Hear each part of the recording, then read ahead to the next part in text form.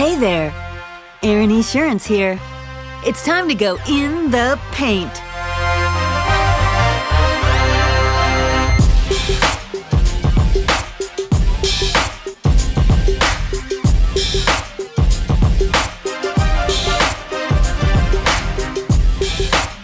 If I had a day off, I would... If I have a day off, I would play golf.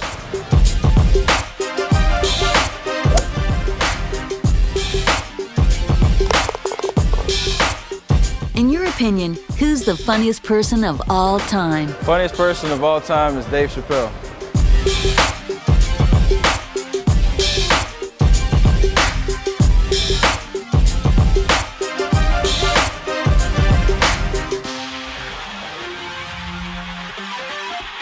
What's your favorite restaurant? Favorite restaurant is the Cheesecake Factory.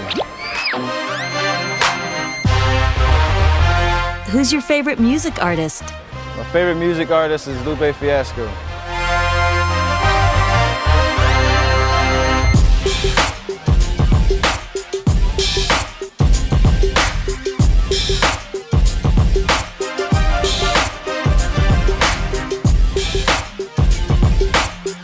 In the Paint was brought to you by Esurance.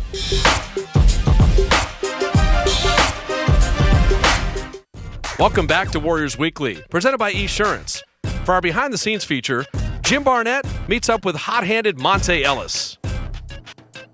Well, we're sitting down as a part of our Warriors Profile exclusive with one of the men who has the hottest hand in the NBA as of late, Monte Ellis. And Monte, you're the first Warrior to score 30 or more points in 3 consecutive games. In 2 of those games, you went over 40.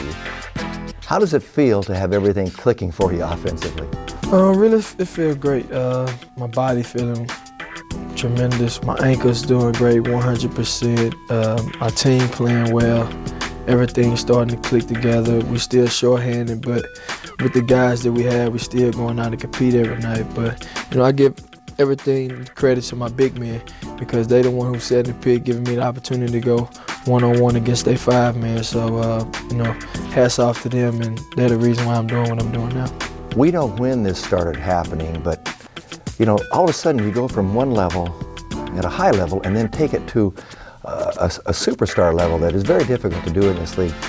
How did that come about? I mean, is it a mental thing? All of a sudden you accomplish something and then you set your standards higher and then it gets, you just go to that level? Like I said, my body started feeling different and a whole lot better. And I got into basketball shape. And, my shots started going down. I started staying out the practice, giving me up at least 150 shots.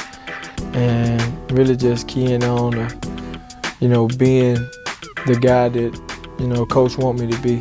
And that's to lead this team and try to do whatever I can to help us win. I appreciate what you're doing offensively, and I admire it, and I respect it because I know what it takes.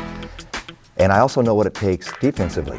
And it started, it seems to me, with that Portland game where you took the challenge of Brandon Roy and essentially shut him down in the second half. He went 2 for 11, Monte, in the second half. And you gave up size and strength to him. It seemed, and I've learned a long time ago, I've heard coaches say it's just a matter of determination. Where has this defensive prowess, this defensive ability that you're now exhibiting, where does that come from? I always said I just, never got the respect that I should have get for being a defensive player. They judge it off basically like when you're doing a screening roll or something like that, but individual, I always can, guard a guy like that, no matter who it is, really. And coaches, them giving me an opportunity to guard the best guy on their team, man. It's like hitting the second shot. You gotta concentrate, focus, and try to knock it down. Yeah, that's the nice thing about it. You've been scoring more, but the camaraderie on the team seems really, really good, and the team is playing better, and that's got to reinforce everything you're talking about. Mm-hmm. Like, everybody wants to win, and we short-handed right now, but the guys that we have, we're just leaving it all out on the court. And like I said, it started with me with doing everything that I can. And some games we just don't have it, and some games we be right there. But the way that we're going, we can only go up, and I see this team going up, and we're going to succeed, and at the end of the day, we're going to be on top. Are you on target with what you're trying to do for yourself, at least this year, your goals? Well, I didn't even really set goals for myself individually. I set it as a team, like trying to get this team to the playoff, get our team to one of the elite teams in the NBA. And right now, we have a foot in the door. We're not there yet, but it's going to get there before the end of the season, and then I'm going to accomplish everything that I want to accomplish. Do you talk to Anthony Randolph and Stephen Curry, and do they confer with you and try to learn things from you? Because these are young players that have a lot of potential, but they haven't arrived where you have yet. Yes, I say a lot, and I hope that they take it in. You can continue to talk a person's ear off until it burns, but this is the NBA, and it's a man's sport. It's a man's game, and so you have to sit back and observe and learn, and that's on you to do that.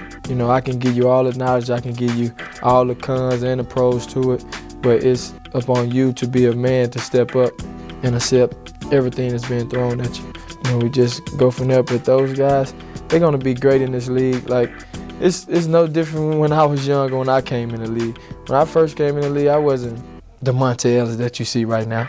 I wasn't.